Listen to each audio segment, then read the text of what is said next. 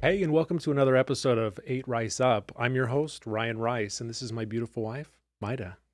Hey, welcome back to another episode. We're very excited. We have a special guest speaker. Yes, we do. Her name is Bridgette Young. Very excited to have her on. She's actually a missionary down in Latin America. She's in Mexico right now, so she took her time out to talk with us over Zoom. Uh, Bridgette, how's it going? Doing well. Awesome. Thank you so much for having me. Yeah, we're super excited to have you. Today, we're going to be talking about infertility, some of the things you've been through, and it actually prompted you to write a book, right? Yes. Lost in it was Lost in the Gray, right? Yes, that's correct. Awesome, awesome. Well, let's dive into that a little bit. Give us a little bit of background on you and kind of what happened with your infertility story. So my story about infertility isn't, I guess you would say, your typical story. We didn't have to go through, years and years of not being able to have children. It's kind of the opposite in a way. When my husband and I decided to have children, we got pregnant immediately with our oldest daughter. She's 4 years old. And then when she turned a year old, we decided to have another baby. But I had an ectopic pregnancy, um, which I was told I had miscarried. And then a few weeks later, we were in Colombia on our survey trip, and I found out I had an ectopic pregnancy. It was beginning to rupture, and I had to have emergency surgery in Colombia. So that was interesting. The baby had a heartbeat, which is when I found out it was ectopic. I didn't even know I was still pregnant. So that was really difficult to have to work through that. About a year and a half later, I decided, okay, my husband wants more kids. I would love to be able to for my daughter to have a sibling. So let's try again. And we got pregnant immediately, but it was another ectopic. And as a result, I have lost my ability to have more children. So my infertility, it comes from more fertility loss. So the book I wrote just to share my story, because I don't meet many women who have back-to-back ectopics, let alone those with heartbeats. And you don't come across many women who deal with fertility loss. However, there is a chapter in the book that a good friend of mine wrote the majority of, and she has dealt with infertility as in having, she had a miscarriage. And then for, I believe it's 7 years now, she's on her journey of infertility that she hasn't been able to have any more pregnancies. So it covers a lot in the book. It covers infant loss, fertility loss, as well as infertility. Very beautiful. See, and the reason we wanted to chat with you is actually my wife has quite a bit of experience with infertility. Her story is more of the traditional, couldn't get pregnant for a while, went through clinics and stuff, but Well, I did. So I got pregnant really fast right, the the first time. first time. Right. It was not a planned baby, it was a honeymoon baby. And then I waited for years because we're not having babies right now, right? I was only 21 years old, I want to say. So we were pretty young. And when I was ready to have another baby, I couldn't get pregnant. So I had to, well, at the beginning, I thought it was just me, needed to be planning more careful. Did the whole month calendar thing, the ovulation kit, everything you go through still wasn't working. And then I went to my primary doctor. I think he gave me Clomid. I'm Mhm. sure you know what that is. I've heard of that. Yeah. It helps you ovulate. So I guess I wasn't ovulating, and I did get pregnant, and I lost the baby though, very very early. I think maybe 8 weeks. I lost the baby. Then it took me a whole nother year to get pregnant again on Clomid, Femara. And this one I lost the baby again in the toilet, and I had to flush the toilet. So that was really hard for me to do. I um let's see, after that baby, I tried one more time, and I did get pregnant and lost the baby again really really early into maybe 5 weeks, 6 weeks. Lost the other baby, and I decided that I would do that I needed to find a doctor. I was done trying on myself, like especially when you lose babies, it's like, for me, I was more baby hungry each time, and I couldn't even look at pregnant women. everybody around me was getting pregnant. My sisters were getting pregnant. My sisters-in-law were getting pregnant. And here I was with a 10-year-old son. And I'm like, I want a baby. And so I finally, long story short, found a doctor. And I even told them, I want to skip everything. Let's just go straight to in vitro. And with the in vitro, I guess my body worked really, really well because I didn't end up using half of the medications that they gave me, super expensive. And they were actually overreacting. My body was overreacting. Ended up with 16 babies. Uh, then they told me I had 10. Then they told me I had 5. Then they told me I had 3. And I'm like, oh my gosh, here we go again. Then 2 made it out. I had 1 and we froze 1. And, but the sad thing about it, I guess, I'm very, very grateful I was able to have those babies, is that one of them was born really early at 24 weeks and he had to be in the NICU for 6 months Wow. and barely making it every day. Every day was like, he might make it, he might not. Many, many surgeries to be able to come home. And I mean, we're still struggling with his health even until this day, right? Because he gets sick a lot. And then my other one that was frozen, I went back for him during COVID. And 6 months later, when I was 6 months pregnant with him, my husband ended up passing away. So for me, it was really hard going through infertility and then being able to finally have my complete family. My husband Mm-hmm. passes away. So it's, I feel like I grieved a lot, my babies. And then on top of that, it was my husband, right? And now I mean, I feel for all the women that are trying to have babies or that keep losing babies. And ectopic pregnancies are so hard. Um, so my I feel for you. You know, I just want yeah. to put a little definition real quick for our viewers that may not know what ectopic is. Do you want to give a little definition of what that is so people? Sure. Yeah. So an ectopic pregnancy is when the placenta like starts growing outside of the uterus. Usually the most common areas are the fallopian tubes. Every now and then, sometimes it happens like on the outside of the uterus or even in an ovary, but those are really rare. Typically they're in the fallopian tubes, and usually the baby, it gets implanted there, it begins to grow. They're usually caught or begin to rupture anywhere between like 4 to 8 weeks.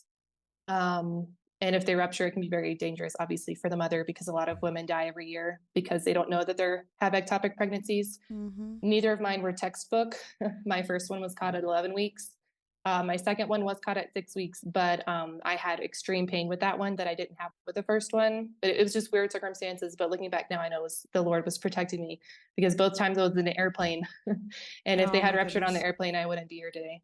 Yeah. Man, that's crazy. How do they detect that? Like, is it just the normal? You're going, you're pregnant, you go to the doctor and they check it, or I mean, I don't know. Um, they're hard to find because they don't show up on a typical ultrasound. So for when you go for like your first ultrasound, usually it's a vaginal ultrasound, so they can check everything and find the sac and everything. And sometimes even then they'll check tubes if they don't find a sac or they don't see the baby or anything. But when they're small, they're hard to pick up on those type of ultrasounds. So a lot of time they're missed in the early weeks. Um, Mine, they did another, it was a vaginal ultrasound because I was in Colombia, and the lady was like, your dates and everything with your cycles aren't adding up, this doesn't make sense to me, you're still bleeding. Like, I was just having some weird symptoms. And she was like, I want to check your fallopian tubes. And it was at 11 weeks, it was very clear, but it's just like a regular ultrasound. Through my second one, though, they thought I had appendicitis and they were about to send me Mm. home. But because of my history, the doctor was like, you know what, let me do one more ultrasound. And I had to go to this other room, and it was like this really big equipment. So it was some kind of special ultrasound, and that's how they picked it up. But it picked up as like a little mass or like a cyst. It was really hard for them to see. So technically, the surgery went in under like exploratory surgery with the intent of searching for an ectopic pregnancy, and that's what it ended up being. But they can actually be really hard to find and detect on an ultrasound. Wow. So uh, tell me, because I haven't been through that, uh, kind of experience, but how do they? So the babies have heartbeats, right? Some of them do. Or some of them do. Yours did, or one of them did, right? Our first one, yes, ma'am. Your first one did. I was 11 weeks. Yeah, right at 11 weeks. Right at 11 weeks. So in the hospital, is that where they help you? Like, what do they do in the hospital?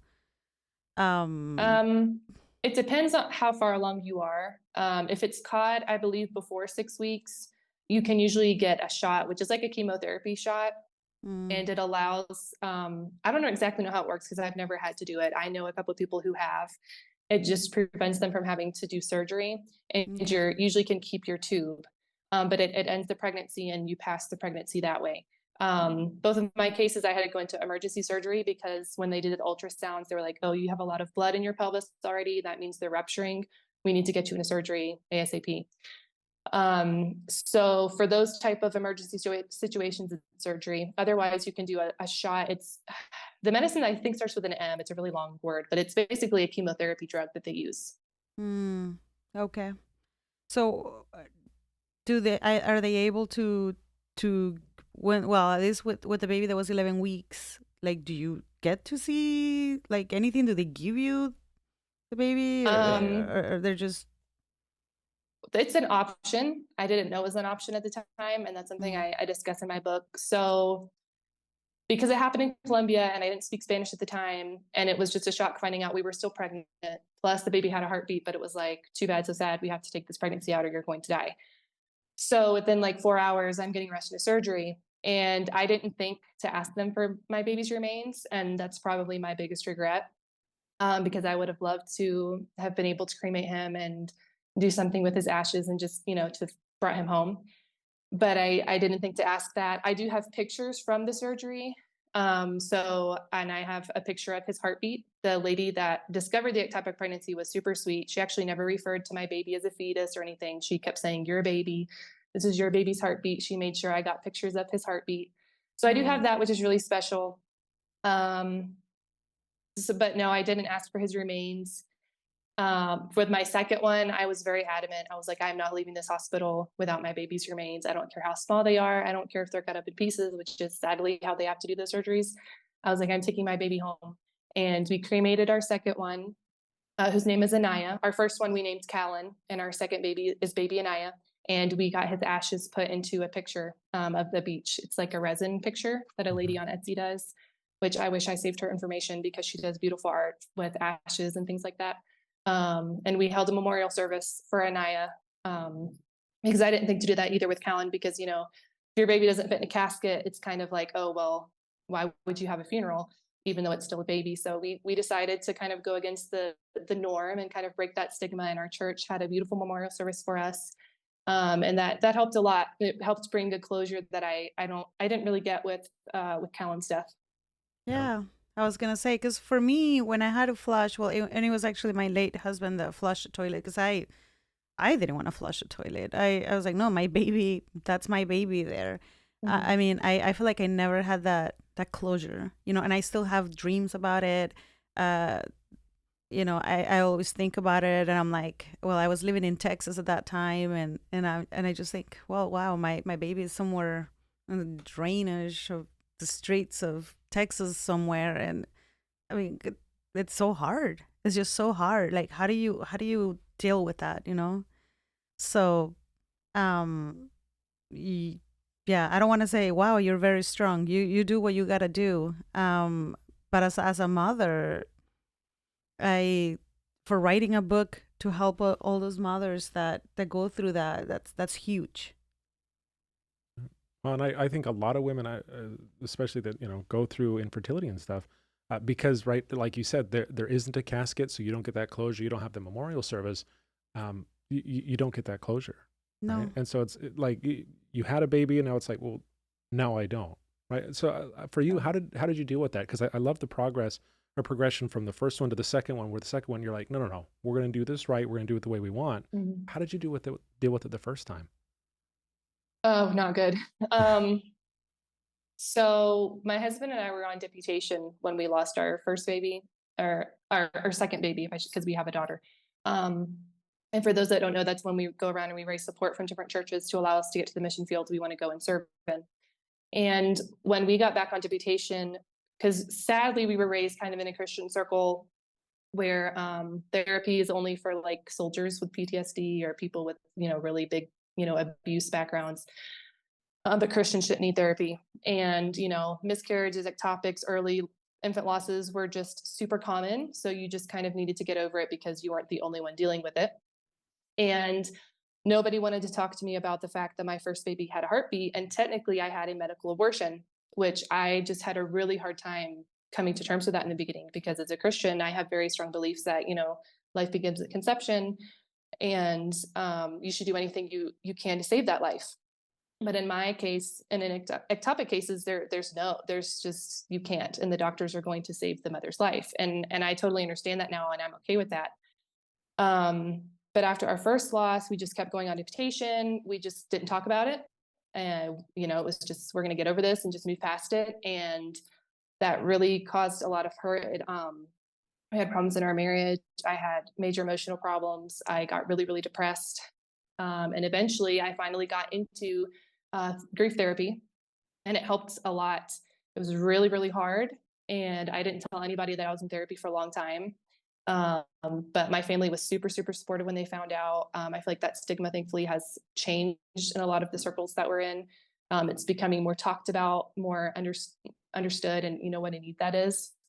That, yeah, Christians go through trauma, and sometimes you need professional counseling and help, because if not, you just stay stuck. And I got to a point in my depression where I didn't want to wake up anymore. I just didn't want to keep living, and that scared me. I had to learn to come to terms with how my baby died, knowing that it wasn't my fault, that it was out of my control. There was nothing that I could have done. And just trying to take that and try to turn it into something that the Lord could use for something good to help other women who go through it. So that way, I think it better prepared me for the second loss we went through, which is, it's funny, not like haha funny, but the whole time between Callan and Anaya's deaths, I was scared to death to get pregnant again, because I was scared to death to go through another ectopic. And then the same thing happened. Like, my worst nightmare came to life. And then I also lost the ability to have more children. I still went through a very difficult time after losing Anaya. I got really angry and bitter again. I went through really deep depression. I almost walked away from my marriage and ministry because I was just like, this is just way too hard. But I kept going to therapy. I kept getting counseling. My husband was super patient and loving and helpful through all of that. And a year and a half into the counseling and therapy, I was like, I want to provide a resource that I didn't have. Especially, anybody can read the book, but it's mainly written as well for Christian women who feel that they can't get help, that they're not allowed to grieve their child. Like you mentioned, you had to flush your baby. I've talked to several friends who are in the same situation, and I'm like, you can hold a memorial in your bathroom, because that's where you birthed your baby. You can still honor your child's memory. You can still name your baby. You can celebrate their birthdays, all of those things. But I had to go through some really, really, really dark moments that I'm not proud of, and I wish I had never gone through. But everyone wanted to take what really happened and kind of sweep it under the rug. Or they say, oh no, you can't say abortion, it was out of your hands. Like, well, okay, the actual term, yes, it was a medical abortion, and that's okay. And that was a huge factor. That was a huge thing that I had to learn to accept and be okay with, for me to begin to heal and move on regarding Callan's death. Because with Anaya's, there was no heartbeat. And to me, my brain just tells me he was already gone. The Lord had already taken him home, because I don't think mentally I could have handled going through the same scenario that we did with Callan. And so my mind just tells me he was gone. It was more of a textbook ectopic, you could say. And, having the funeral, having his remains, I think did help a lot as well. But yeah, it was hard, and it still is hard. Losing a child it definitely, it changes you. And you have to also learn, to accept the new you that comes out of that, and just how to keep growing and dealing with the grief, dealing with the hard days, dealing with the depression when it comes back. But just trying to use that to learn from it, things to say, things not to say, how to support women who are going through those things. It really changes your perspective on so many things. Yeah, 100%. I was going to ask you, how did your perspective change with your only child that you have? Um, Because I us know, a lot. Yeah. yeah, I was, no, sorry. I was just going to say, because for me, and Ryan knows this very well, um, I, my children for me are like the biggest miracles ever. And I am, Mhm. you know, since we found each other and he has three kids, for me it was very, very, very easy to love them because I have lost babies. I know what that feels like. And so for me, it's very easy to love children. Like I can be their mom. I want to be the mom of so many children. I'm okay. I want to adopt. I want to help. I want to change somebody's lives. I don't know. That's the person I became after I lost my babies. So it's Mhm. a huge deal for me. I don't know if for you it changed some way the way that you saw your baby. I mean, the way I saw my oldest, at least for 10 years. I mean, he was so pampered and spoiled because he's my baby, right? And Yep. I don't know if you know what I mean. Yes, I understand. I have to work hard at not over spoiling her. My husband has a better balance at that than I do, but I'm like, oh, she loves this toy. We need to buy it for her. Oh, look at this cute, whatever it is. Or, oh, she needs this pet and she needs this and that. Because I feel like I need to make up for the fact that she's, kind of by herself and, I'll play with her and everything. But, there are moments when I'm working or I'm doing other things and I can't sit and play with her 24/7. And, I hear her talking to herself and playing with her imaginary friends and everything. And I love that she can learn to play by herself, when needed, but it also breaks my heart because I'm like, man, I wish that she actually had her siblings to play with. It definitely makes us see her differently as like, wow, she is definitely our miracle. Because I mean, ectopics are rare, but to have them back to back, one in each tube, that kind of means that really there was something going on with my tubes from the get go. But the Lord allowed us to have her, and so we are so thankful for her. We try not to ever take her for granted, even on the days when parenting is hard. Mm-hmm. um, I try to enjoy every moment with her, every season. The older she gets, the more bittersweet it gets because I'm like, man, she's already 4 years old. She gets more and more independent every day, and I love seeing that. But at the same time, it's really hard because there's no more little babies coming after her, and every thing that she learns that's new, or funny thing she says that's new. I try to really soak it in because there's not going to be any more firsts after that.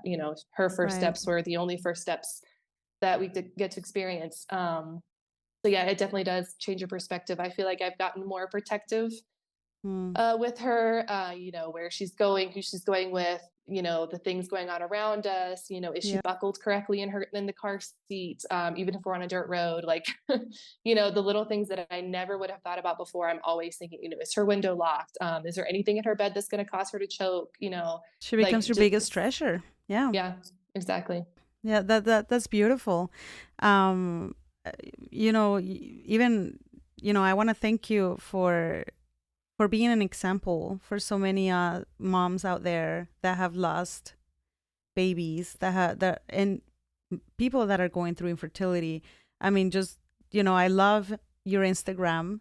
I love the example that you're giving and how you give us credit, that credit that not so many people understand that we need for losing a baby, because those are our babies. They're just not a fetus. They're our babies.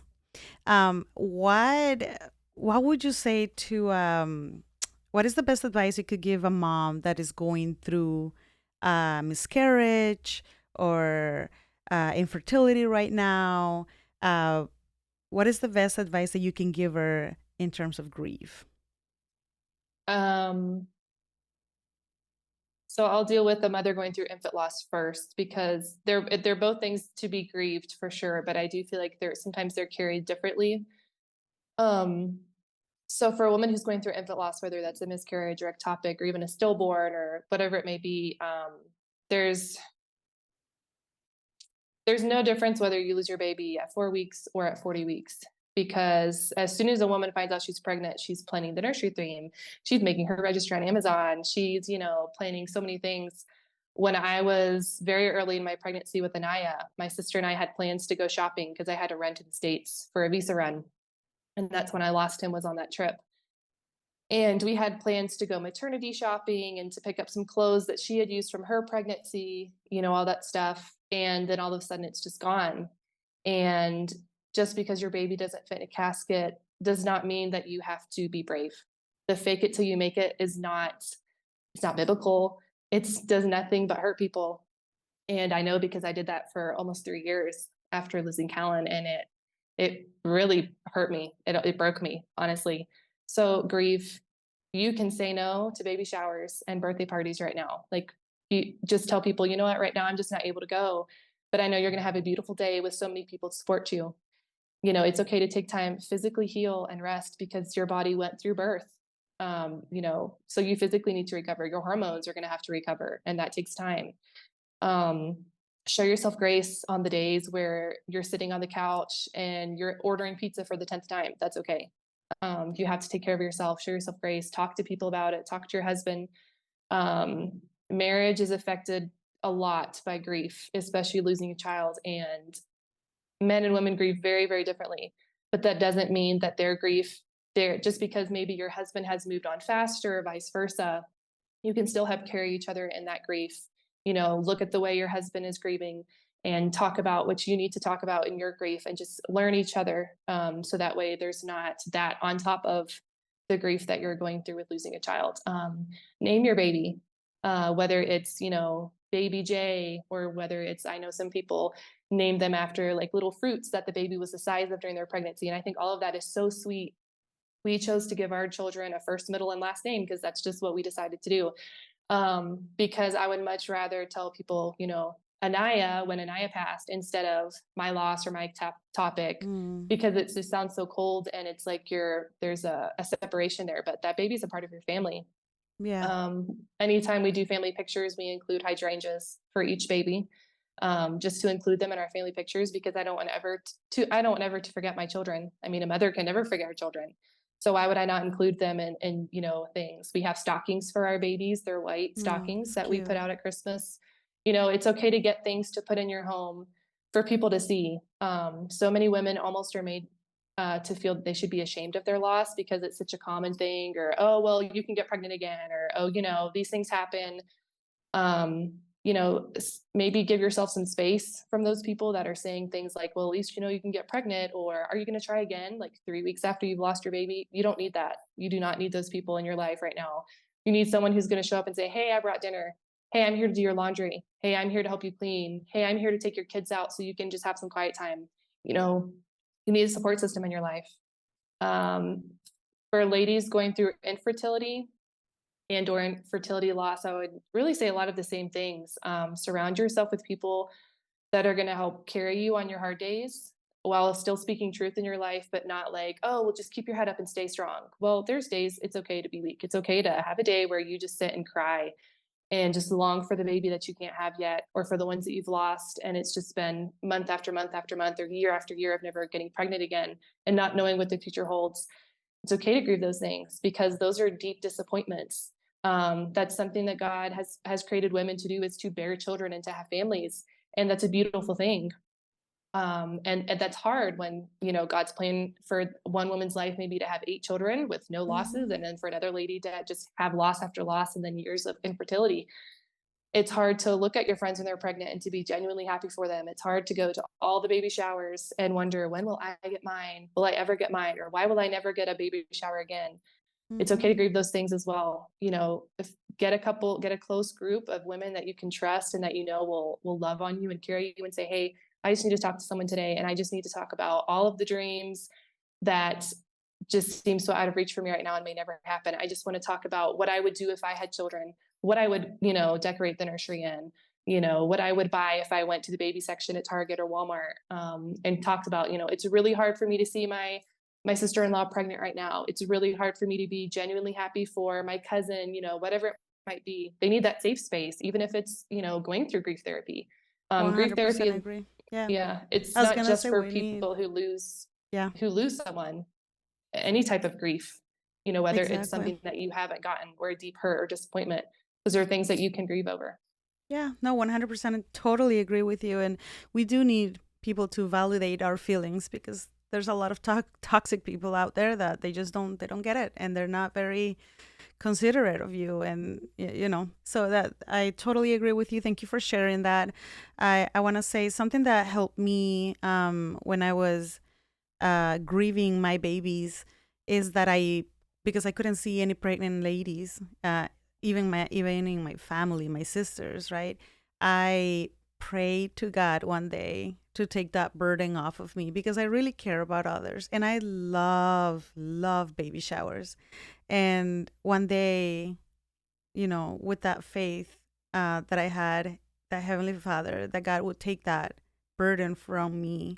And I'm not gonna say it was like, it happened, boom, all of a sudden I was able to just be there for everybody. It was over time, but I ended up doing baby showers for all of my friends, and that's how I was able to cope with it, to be happy for others, and that it is possible to get to that point. It is possible to, but if you're not in that point yet, it's okay.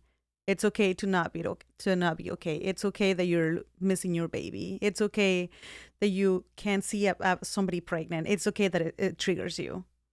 But one day it will not, and you can move in life knowing that, your baby was your baby and will always be your baby. Yeah. I think that's amazing. Well, Bridgette, thank you so much for being on here. Where can people find you on social media, get your book, and follow along? So on social media, they can just find me, Bridgette Young, for my regular Facebook page. But the page that I actually use to advocate, with women who are going through infant loss and or infertility is called Lost in the Gray. And it's also a bilingual page. So I also offer resources in Spanish as well. So they can find that group on Facebook. Just type in Lost in the Gray and it should come up. The picture on it is of a dying rose, which is the cover of the book. So it should be fairly easy to find. And then Instagram, my Instagram for that one is infant loss underscore infertility underscore support. And it's also linked on my Facebook. So if someone has an issue finding it, they can find that page through Awesome. Facebook And to then my your Instagram. book is on sale on, where can we find it, on Amazon or? Yeah, the main place it's sold right now is Amazon, and Okay. there's paperback or the e-copy, the Kindle Kindle version. Awesome. Very cool. Well, thank you so much for being on here. And I think what you're doing in validating people's feelings and really bringing that to light, because I think a lot of women, they get it brushed under the rug and they're like, oh, I can't talk about it. Like, it's normal. That's huge. I think that's absolutely very, very needed. And I mean, we definitely applaud you for doing that. So, yeah, thank you for being on our podcast. We've loved having you here. Thank you so much. That's the episode for today, and we will catch you on the next one. We'll see you.